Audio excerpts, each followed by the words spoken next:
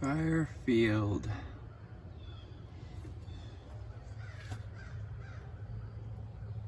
At first I saw this and I was like, ooh, white blaze. Hey y'all, it is Dick the Eagle and welcome to, not the Appalachian Trail, the fire field in Ashland County, Ohio.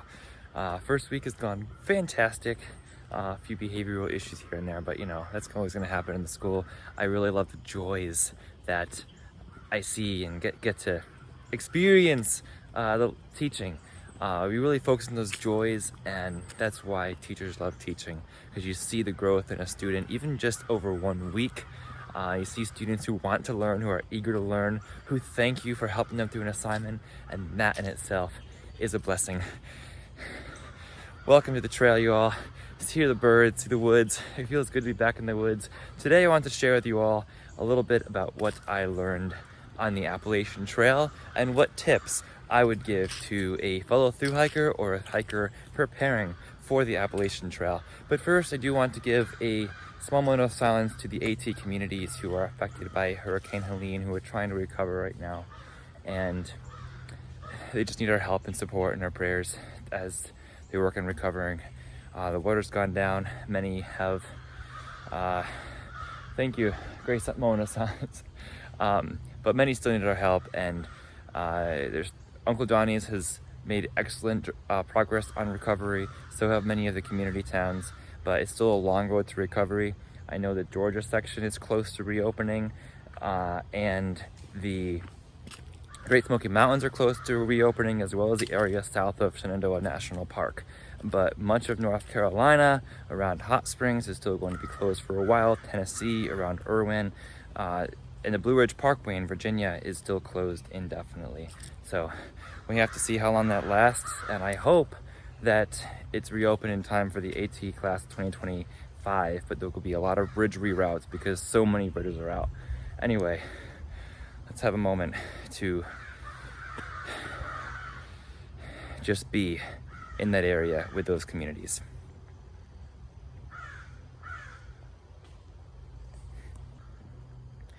My first tip for you is to sleep with your water filter if it's expected to be a low of under 45 degrees. You never know. You don't want the water filter to freeze, because then that will open up the pores of that filter, and then the pores will be wider and it will not filter through as much. The filter will be less effective. One night I was experiencing a low of about 40 that was expected, and woke up the next morning. I slept with my filter anyway, some didn't. And the low ended up getting down to about 32 degrees. May not have frozen, but it was really close, and a lot closer than many of us expected. So when in doubt, go ahead and sleep with that water filter. You don't want it to freeze, and you especially don't want it to freeze unknowingly and you didn't know that it froze, and then you're drinking water that wasn't properly filtered, and that can bring you giardia or something else that you don't want to have on trail. I found a bench on trail, and Bad Bad always says when you find a bench, take it. My second tip also goes with cold weather, and that is, if there's a cold night, sleep with your socks in your sleeping bag. That way you do not have to put on cold socks in the morning, or worse, frozen socks in the morning. A lot of times you have sweat in your socks. That is fine if you just put them on to hike again, but if it freezes, then you have frozen socks and you have to deal with that. So keep them in your sleeping bag, and you'll be able to put on nice warm socks in the morning. Yeah, you'll still have cold shoes, but the warm socks definitely help my motivation on a cold morning, which I was experiencing a lot, especially early on in my hike, the below freezing temperature mornings. My third tip is something that some of you can use even when you're not on the Appalachian Trail, any trail, is to keep your headlamp when you're night hiking above the brim of your hat. Therefore, bugs do not flood your face and your eyes. They go above the brim of your hat, and you generally have a good space around your face area that's not interrupted by flying mosquitoes. None of us really want that, so I found that helped a huge ton, and I wish I had discovered that earlier. We have a trail intersection, Firefield Trail, Hardwoods Loop. So I think I'm gonna take the trail and not the paved path here. I don't really care where it goes, but wow, this is actually really hard. But there's a little bridge down there. There's a few beaten earth paths around here that are really nice. Now, I know that this one will spark a little bit of controversy, but it's my tip and it's what I would recommend another hiker to do as well. Use a synthetic bag, not a down bag. Now, the reason I suggest that is because I experienced many days on trail where my bag got wet, whether it was from condensation in a tent or a leaky tent, or being on top of Klingman's Dome when there was no space to set up a tent and there was snow all around, or when it was driving rain and water got into my bag. Now, some people will say things like, well, use a pack liner, which if I did things again, I might use a pack liner, which can help keep things like the sleeping bag dry. But that still doesn't account for the fact that you can have condensation and things that get your sleeping bag wet, even if you do things the best way possible. So I recommend, even though it's a little heavier, synthetic bags, which will still keep you warm even when they're wet, which is very important. It's very important to stay warm in cold weather. So there were many times I was so thankful for that synthetic bag. I like to eat the weight on that one. It's about 2 pounds heavier than regular down bags, but I think it's worth it, and I recommend that for anybody hiking the AT in the future. Go ahead, debate that in the comments. I know I'm gonna hear some of that, but I'll enjoy reading that. My fifth tip is to forget about time on your hike. If you really want to embrace the wilderness, all that matters is sunrise and sunset. So just try not to look at your watch. I think it's important to bring a watch because sometimes you'll have shuttles that you have to meet and things at certain times, but just try not to look at it. Which way should I go? There's so many different trails here. I'm just gonna wander. Definitely forget about time. Just think about sunrise and sunset. You wake up with the sun and you go to sleep with the sun as best you can, and the rest of the time doesn't matter. It adds too much stress to your hike if you're thinking about, oh, how many miles did I cover in a given hour? And I did that a lot. I fell into that trap a lot. So I've learned from it, I think. I think it was a lot better the second leg of my hike than I was initially, about not checking my watch or worrying about how many miles I did in an hour. But even in Maine, I still fell into that a few times. So my tip is to be conscious of that and try not to let it make or control your entire hike. We found a bridge crossing. It's a little creek with a fallen tree. Very raging creek today. My next tip is to not get rid of your winter gear until after the Virginia Highlands or May, whichever comes first. Even in the first week of April in the Virginia Highlands, that was when I dealt with 3 days of consecutive snow. I see another bench. I think we need to take another break there. But 3 days of consecutive snow in April, the first week of April in the Virginia Highlands. Even though it's April, you never know what is going to happen. So don't get rid of them until after the Virginia Highlands or the season of May. Yes, here's the bench. I've had days, or at least within a week, where it's ranged from being 20 degrees to 80 degrees in one single week. So it might be 80 degrees for a bit, and then it might snow later in the week. So especially early on, March, April, you don't know, it's worth keeping it because you don't want to get rid of your winter gear and then be freezing, which some of the hikers that I talked to, that did happen to them. And on a side note, never get rid of your hat and gloves because you will get to some exposed ridgelines where even in the summertime, they can get rather chilly. Now, yeah, maybe you don't need them in the summertime through the mid-Atlantic states from Pennsylvania through Massachusetts. But when you get back to Vermont, even in the summertime, you get on exposed peaks like Killington and other spots, that wind can really make you want your hat and gloves really fast, and it can get down into the 40s at higher elevations. So keep your hat and gloves the entire trip.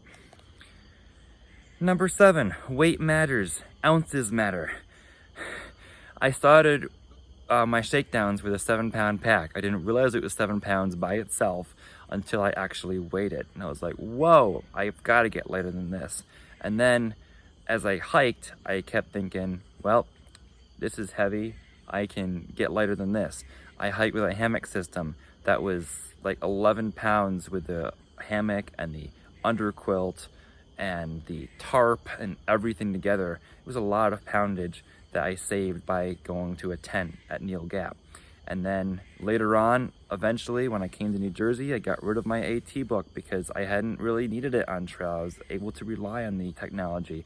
Now, I didn't think I would be able to. I thought I would lose phone battery at some point, but I had a good charger, a good charging block, so that never happened. So I realized, you know what? I didn't need to bring this book all the way. You'll find little things like that, but honestly, some of the things that you're going to be able to get rid of as you hike, you're not going to figure that out until you start hiking. So that's why I recommend shakedown hikes, like longer shakedown hikes that I was not able to do before my hike. That can really help you realize, hey, I haven't actually used this because I have the app, or I have this or that or something else, or I didn't need that extra change of clothes, which I did, by the way. I would keep that one dry pair of clothes in a dry bag because that saved me a few times on my hike. But weight matters, so even if you can get rid of something that's 2 or 3 ounces, that does make a difference in the long run. I know some of you are thinking, oh, what about the bear canister? That was 2 pounds and you carried that and that wasn't needed. For me, the convenience was worth it for the bear canister. Just talking about little things that don't pay off that you really never use. That I use as a seat, I use as a food storage system when there weren't a lot of good bear hang trees available. Look at all these nice pines here. I love walking on pines and you all know that. Number 8, if your gloves are wet, put hand warmers inside of them in order to dry them out. This was recommended to me on a comment on one of my videos, one of my winter videos, where I was like, oh, my gloves got wet and now my hands are cold, but putting on wet gloves makes my hands colder. So I tried it, hanging from my pack. I put hand warmers inside the gloves, and during the course of the day, they dry the gloves out a lot quicker than they did just hanging from my pack. So use that tip. It really helped me out to dry those gloves fast. When things don't dry really fast on trail all the time, hand warmers do the trick. Sometimes you want hand warmers for part of the day too, and then it warms up, and those hand warmers last for like 8 hours. So if I don't need them for that full extent of that time period, I'll just put them in my gloves or put them in something that's a little damp in order to dry it out. Tip number 9 is to take off your shoes on breaks. It's a nice little trail to some houses there. Take off your shoes on breaks. I'm actually not wearing my trail runners right now. They are in my car still. But take off your shoes on breaks. They make your feet air out. Even your socks if it's a long break, and soak your feet in streams. I did not soak my streams soak my feet in streams enough. But I did take my shoes off on breaks often enough to realize the benefits earlier on of doing that. So when you sit down for longer than 5 minutes, or even for 5 minutes, just take your shoes off as you filter water or snack break or whatever. And then when you put your shoes on a little bit later, it's amazing how fresh I felt after that. So highly recommend that practice. It's very, very simple and easy to do. And you've all heard this one from me pretty recently. Number 10, always check behind you before you leave a camp spot or a break spot, because that's how many people leave stuff behind, even in regular life. Not AT is right, whatever regular life is for you. Just always check behind you before you leave a break spot or an area or car. Sometimes even I'm getting out of my car and I realize that my phone fell out of my pocket into my car seat, and I see it lying there when I look at the car seat to make sure I'm taking everything with me. You never know. So, or a water filter. People have left water filters. I've seen so many far out comments. I left my water filter hanging on a tree. Can someone bring it to me? It's people put them far out at water crossings and things. So just look around you. Make sure you have everything with you before you actually leave. Number 11 is to not leave your devices plugged into your battery bank overnight. It will drain that battery bank. The nights where I had my phone plugged into my battery bank overnight early on, and I did not know this was a thing, it drained my battery bank by like 15%. Whereas if I just charged my phone enough to get to like 70 or 80% and then unplugged it, it would only take 4 to 5% of my battery bank. So I was able to extend that life of that battery bank so much longer by not leaving devices plugged in overnight. I'm not sure why that happened, but it happened every time I forgot to unplug my phone from charging before I fell asleep. Sometimes that happens when I fell asleep editing and I had my phone plugged into my power bank. So just be careful of that, try to unplug it. Also utilize airplane mode. A lot of hikers do know that, but if you don't know that, utilizing airplane mode while hiking saves a ton of phone battery because your phone is not constantly roaming looking for service. So you want to make your devices last longer, your battery bank and your phone charge last longer in the backcountry. Follow those 2 tips. Next tip, tip 12, I think. Always wear something on your head, whether it be a winter hat or a baseball cap. I know there were times when I did not wear something on my head because had been wearing my winter hat and then I got too warm, so I took it off for a bit. But I'll tell you about a time in May where I pulled multiple of those little green inchworms off my hat per day. There were so many inchworms just hanging down from trees over the trail that you just walk into them without even really noticing that they were there until you were like, what's in front of my face? And it was an inchworm hanging from the brim of my hat. I've also had that happen with spiders. When I've walked through a spider web when I'm silk blazing in the morning or even during the day, I realize like this bug is just flying in front of my face and it actually is a spider hanging from my hat from a web that I walked through. And I'm like, wow, I'm glad I was wearing that hat so that the spider is not somewhere in my hair and it's just hanging from my hat. I can easily brush it off and put it somewhere. Tip number 13, when it's very buggy out, walk slow enough that you can nose breathe.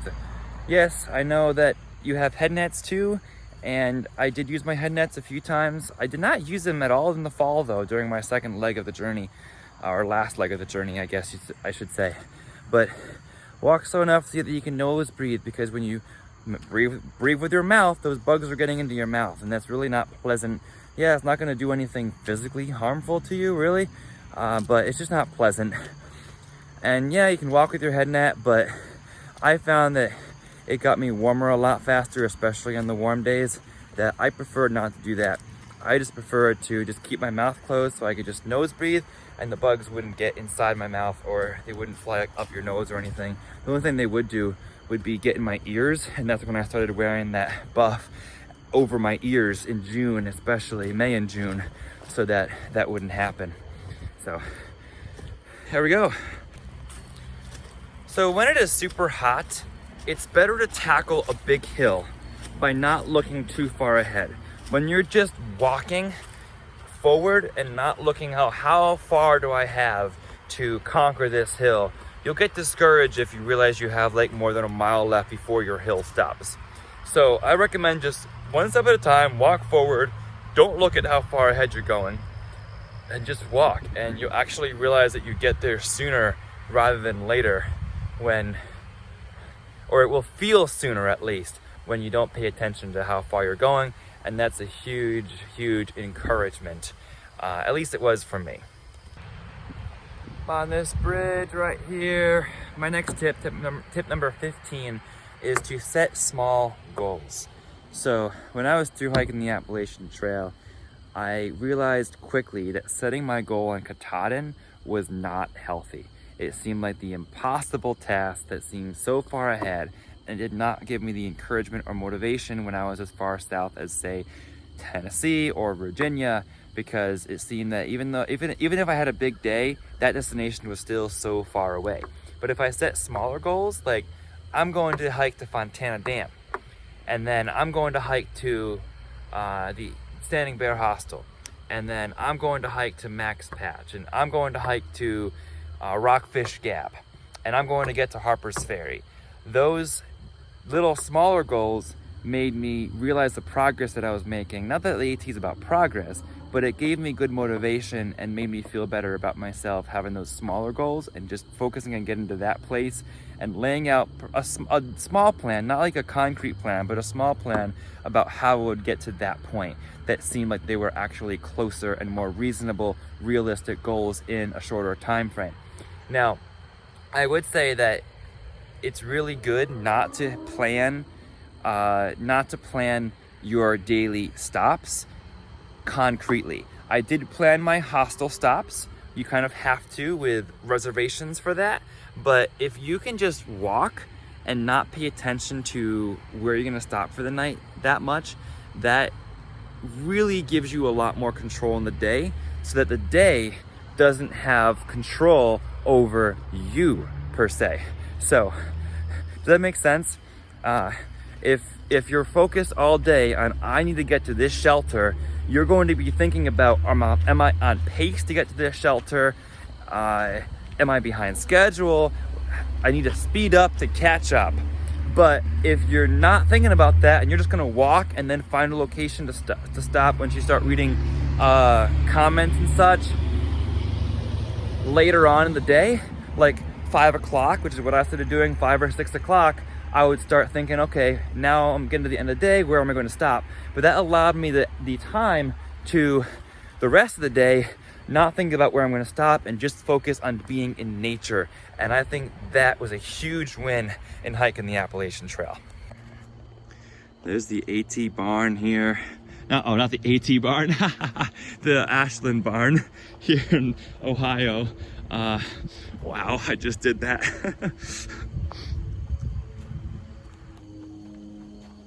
We're going back into the pine woods here. We've been making a hardwoods loop here, and slight incline, few roots, but pretty easy trail. Not a lot of rugged terrain. Yeah, I just had to do that because I'm missing these trail talks and showing these trail videos. White blaze. Nope, no white blaze. That was a pointless up and down. Now we're going back down the hill.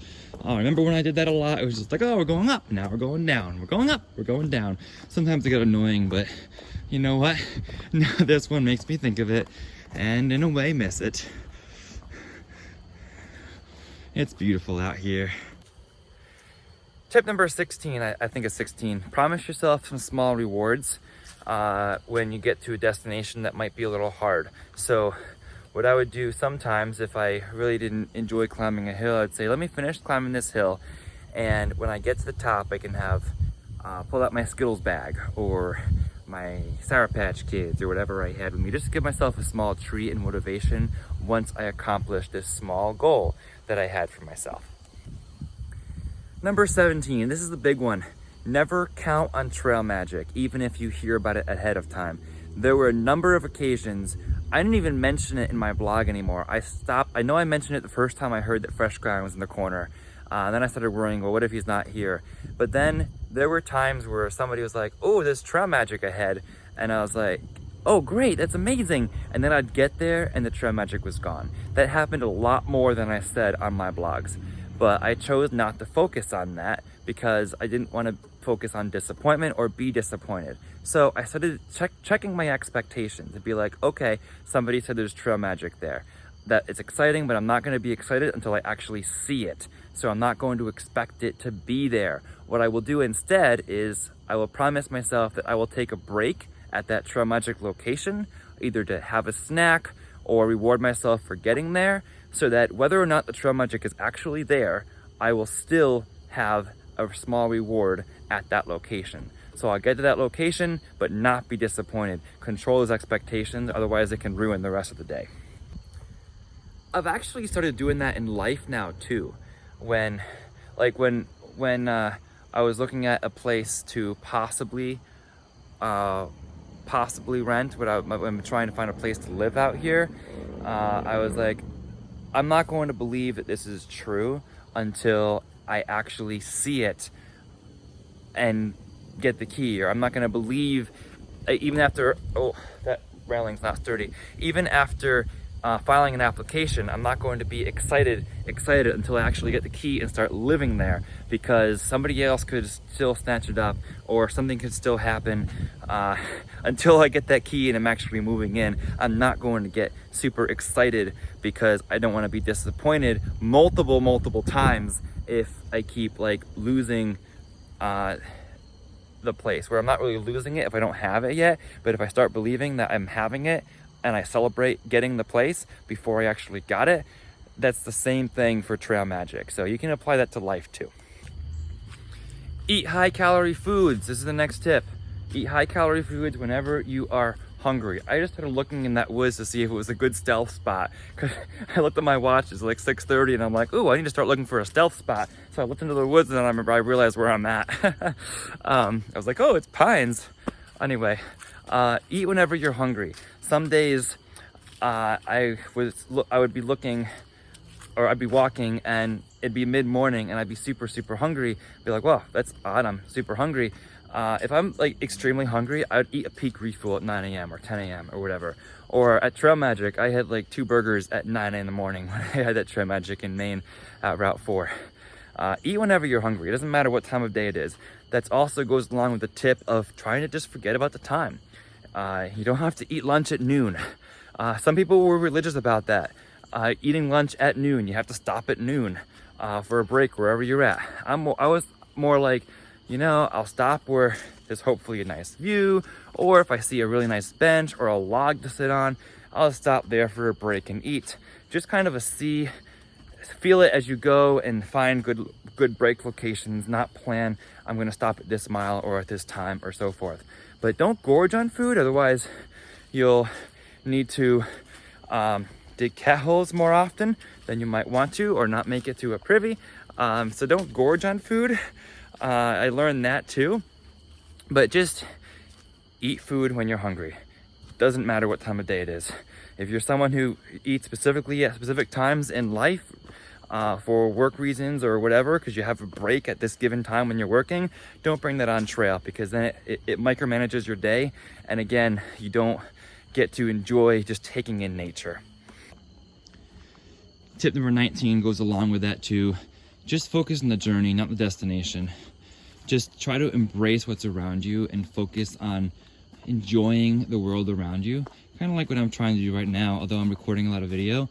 There should be times when you're just walking, and there were times when I was just walking, just silently like thinking aloud to myself and just taking in nature. Then I'd pull out my phone and share some of those great moments with you all. But I just make sure that I just appreciate nature, embrace the journey, not the destination itself. I can compare that to some hikers who are trying to go as fast as they can to complete the journey in 100 days, or just get to Katahdin, to focus on to get into Katahdin by a certain date or something like that. I was originally trying to get to Katahdin by a certain date, which is why I left some of my family friends behind in Virginia. But eventually I learned that I should just walk, and sometimes that meant sitting down for a while to break. Sometimes it meant walking slow and not caring about speed.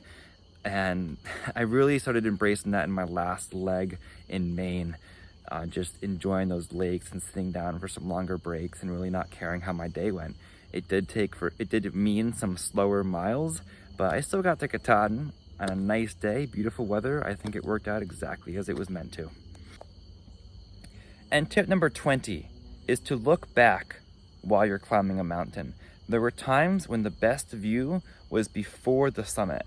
So I would have missed the view if I didn't look back while I was climbing that mountain, because there were quite a few mountains where the summit itself had no view, but there was a good view 100 or 200 yards, maybe more, actually before the mountain. So just look back on the trail. You also see the trail from a different angle, which is cool too, and who knows when you'll be back there. Tip 21, when you're having a bad day, and you will have bad days in the AT. It will be raining, you'll be miserable, you won't want to get out of your sleeping bag. Although in my opinion, it's okay. I stayed in a shelter on Moose Mountain in New Hampshire till about noon, waiting out the rain just because I didn't want to hike through the rain. And you know what? That worked for my own journey. You don't have to hike through the rain. You don't have to be miserable. You can just go slow and have a slow day in the bad weather days. But it might not be a bad weather day. It might be a bad day because your friend had to get off trail or something. But if you're having a bad day, just focus on something that you enjoy in the moment. So again, it's about embracing the journey around you, embracing the areas around you. Just smell the breeze, feel the wind if it's a hot day, put your feet in a cool creek, especially if it's hot, or even if it's not, sometimes your feet will thank you for a soaking, which I only did like 2 or 3 times on trail, and then fording the rivers, and I should have done it more than I did. I discovered that so late how good that felt. But just take moments to enjoy. Sit down on a bench and enjoy the view. Just don't care about miles in those days, especially. Don't care about miles in most days is what I would suggest now, but especially on the days where you're having a kind of bad day for whatever reason, don't think about the miles. The miles you might think that it'll make you feel better, but really you'll still be disappointed at the end of the day. You won't have that satisfaction. Sometimes I did feel good after a good mile a day, but just enjoying the moments and enjoying the views is what I remember more than the miles or the feelings that I felt for having a good mileage day. For example, I remember sitting at a lake in Maine, eating a peak refuel at 10:30 in the morning, spending an hour there just looking at the calm lake on a nice sunny day, more than I remember covering my 28 plus or my marathon days, however many I had of those. I don't remember those as much as I remember that moment, just sitting and taking in what was around me. Number 22, when surfaces are wet and you want a place to sit, like a wet rock or something, use a bear can or a bear can lid or a sit pad to keep yourself dry so you don't get your clothes wet if you want to sit down and take a break. And 23, be flexible, change your plans daily, maximize your good views. That's what you're going to remember more than hiking through the rain. Came from that way, so I'm gonna go back this way. You can stomach the rain and just hike through the rain and miss some of the good views like some of my family did. I know Bugs and Bushmen hiked to the presidential range in a cloud.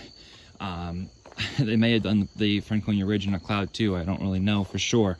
But if you wait for the good weather days, you're gonna have that much more of an amazing day the next day. So take a 0 if it's bad weather, like I did at the Notch Hostel before Franconia Ridge.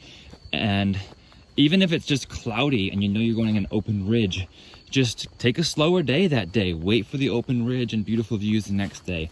There's no reason to rush through that if you can stay flexible and be okay with changing your schedule. Unless you're at the point where you're a day or two away from a hostel and you need to make a booking or a reservation, there's no need to rush through beautiful sections like that when you might miss a good view day.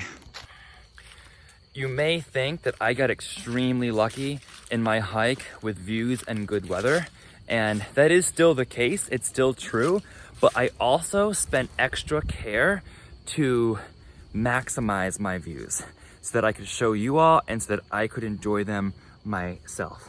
So I would wait in a shelter a little extra time to maximize a view. I would take that 0 at the Notch Hostel to maximize that view. So I'd recommend any thru hikers who are thinking about doing the trail, if you're only gonna do this trail once, you really wanna remember it. And you're gonna remember those maximized views more than you're going to remember the trudging through the rain and feeling disappointed and just miserable getting wet in the rain. My 24th tip is to document your adventure in whatever way you can. I decided early on that I wanted to document my adventure through video because I knew I wouldn't have much time to sit down and write a blog in a journal or even in my notes app to later post on a website. My video journals are what I will always have with me. You will also find some encouragement if you can post it publicly from random strangers who just happen to start following your channel. If you post it on YouTube, you'll find that encouragement that you may not have been expecting, and it will push you on even on your most difficult days when you have service where you can just read comments from random strangers wishing you well. That was a big inspiration for me and helped me many days on my hike, on our hike. But also, you'll always want a way to look back on your adventure, and this way I have so much where I can look back on my adventure on the Appalachian Trail and remember it whenever I want to, and I can also show friends and family as well, which is a treasure to have. I honestly think that video is the best way to capture a major adventure and feat like the Appalachian Trail, because you not just remember in your memory, you also see it and live through it again in real time.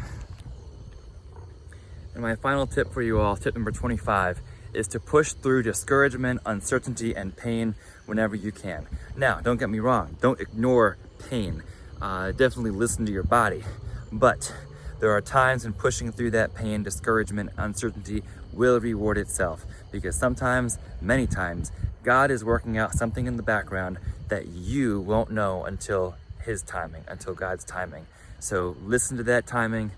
Just keep pushing through your goals and finish what you began, whatever it is, whatever that task is, and you will feel so accomplished for completing that adventure and that journey. So thank you for following along for these 25 tips that I would give a fellow hiker considering hiking the Appalachian Trail or another long trail, or even perhaps just a small day hike. We're on a Blue Blaze trail right now. We're halfway around the field. We're just walking in that patch of woods, the sun setting behind the woods there. Sometimes when I have a real open field, you can see the sunset over the horizon of farm fields, but not at this location. It's also great just to get out here and walk. Like, I haven't done a lot of walking since I started at the school on Monday. It's now Friday, so I had a full week of school now, and I haven't done a lot of walking. And I realized today, you know what, I still have a little bit of a hiker hobble after finishing my hike here. And I read on one of the groups somewhere that when you keep walking, like the people who stop walking after their hike and just collapse on a couch or something after you've done your through hike, hiker hobble stays with them longer than if you just keep walking daily and keep that in your system. So it's kind of hard to do with a school schedule, but I'm hoping, especially once they find a secure place to live that's closer to where I work, which I'm working on, I'll have more time to just walk and just keep exercising, because I want to stay fit and not lose all the benefit that I've gained from through hiking the Appalachian Trail. It's been such a physical benefit. Beautiful little colors over there, isn't it? So y'all, thank you for following along on 25 tips for future through hiker. This is the main post-AT video that I wanted to make. I will be making some others in the near future. Probably do a few top fives, but I'm not gonna focus on that because that's overdone, I think. But I wish the AT class 2025 and beyond a wonderful through hike, and I'm really hoping that maybe someday, you know, I'm gonna be a teacher for now, so it's gonna be a while, maybe someday be able to do this hike again, at least do sections here and there. But for now, it seems to be shaping up to be beautiful life, teaching, making a difference in the world, and then doing scouts. We'll see how long that lasts. You can never predict the future. So I will stay in this season however long God wants me to stay in this season, because God is the author, not us. You all know how I close the vlog, especially about the AT. So stay with me, y'all. Get ready. We also have an Instagram account as well. Feel free to check out if you're new. I'm so glad you tuned in, and check out the whole AT adventure if you haven't watched it. I'll be watching it down the road just to remember and reminisce and reading comments again, I'm sure. But for now, remember to embrace the journey and happy trails.